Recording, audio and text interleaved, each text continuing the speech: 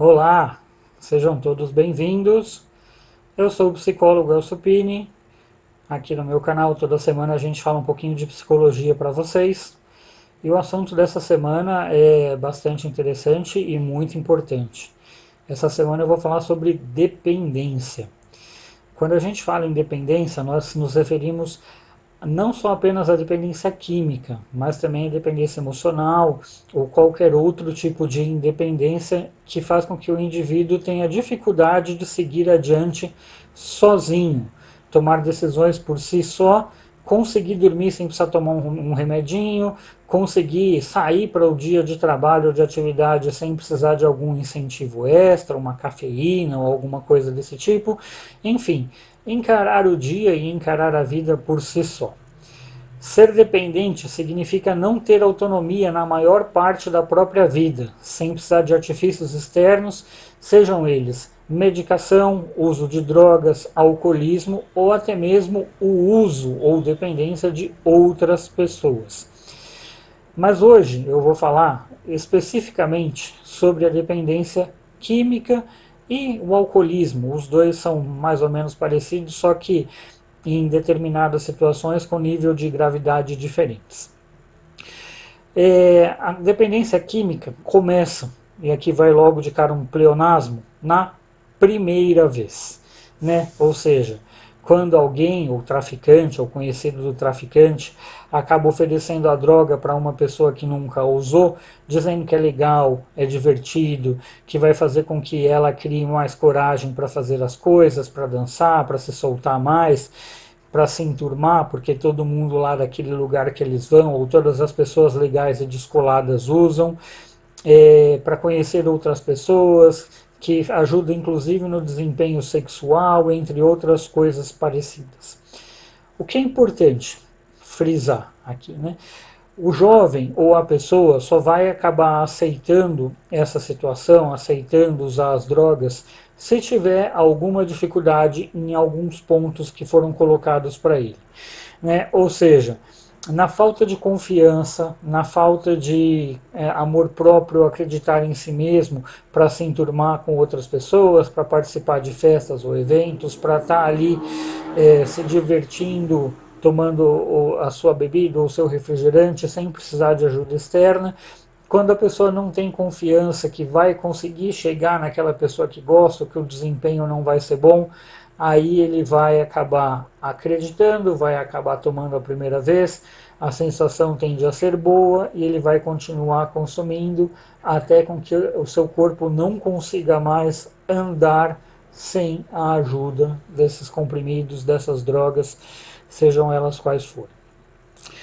Quando os jovens que entram no mundo das drogas são ricos, são mais abastados, o problema existe, é grave, é complicado, mas é mais fácil de resolver, porque existem mais tratamentos, mais possibilidades de clínicas mais caras e até mesmo a condição de comprar a droga é mais fácil, facilita. Quando o vício entra em famílias de menor qualidade de vida e a classe média entra aí, fica um pouco mais complicado, porque o problema passa a ser grande parte familiar e das pessoas, da comunidade que cercam aquelas pessoas. Porque para poder ter a droga, para poder comprar, para poder usufruir, muitas vezes ele vai ter que roubar coisas da própria casa, ele vai deixar de lado o contato com os parentes, vai causar muita dor e tristeza nos pais, nas pessoas que verdadeiramente o amam e vai fazer com que a vida familiar seja praticamente destruída. Então, é muito mais triste, muito mais complicado quando a pessoa que entra dentro desse vício não tem condições para sustentá-lo. Outro aspecto importante para quem entra nesse mundo é uma tentativa de fuga, uma tentativa de fugir da realidade, uma tentativa de criar uma realidade paralela onde ele não tenha que lidar com as dores do mundo atual, com a dificuldade que ele tem de conviver com o mundo atual. Nos casos mais extremos, onde o uso de drogas mais pesadas e com mais frequência, é uma fuga completa da realidade, uma dissociação completa do mundo em que aquela pessoa vive. E aí vai acabar fazendo com que uma volta a essa realidade seja ainda mais difícil, seja ainda mais pior, porque aquele mundo em que ele não gostaria de viver é muito mais difícil e sem a droga ele não consegue viver no vazio que é a ilusão.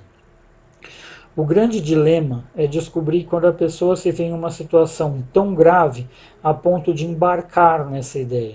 Porque o mais difícil não é identificar os motivos, o ideal seria prevenir, mas o mais difícil é saber que a realidade continua.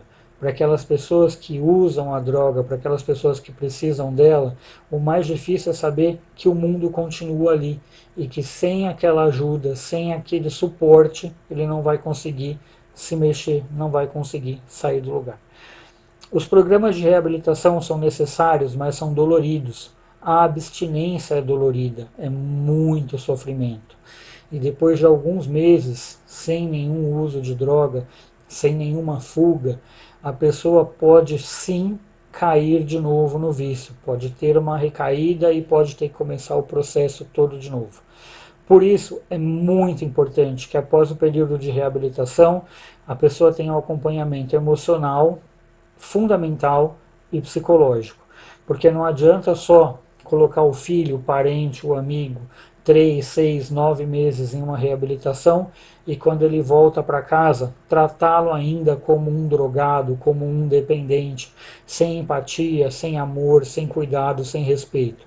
Isso só vai fazer com que ele volte, com que ele entenda que estava certo e que esse mundo não compensa, não vale a pena. Eu sempre falo aqui, é preciso pedir ajuda. Você vê algum problema, seja em algum dos transtornos que a gente conversa, seja com questão de depressão, ansiedade, é preciso pedir ajuda. Mas também é preciso ajudar. É preciso julgar menos, é preciso condenar menos, é preciso ter empatia. Depois da reabilitação, para a pessoa voltar a ter uma vida normal, ela precisa da ajuda de todo mundo.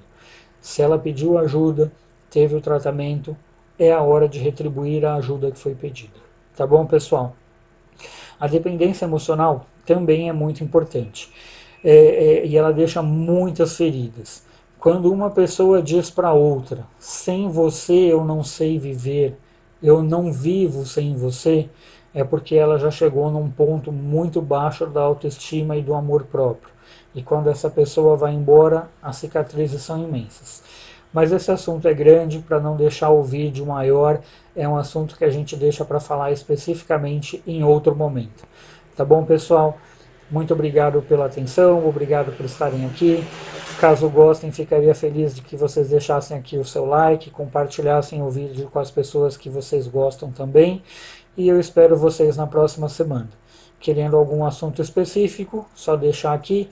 Os assuntos de março já estão todos preenchidos, mas eu vou fazer o seu vídeo em abril, caso você tenha um assunto que você gostaria. Obrigado, até semana que vem. Tchau, tchau.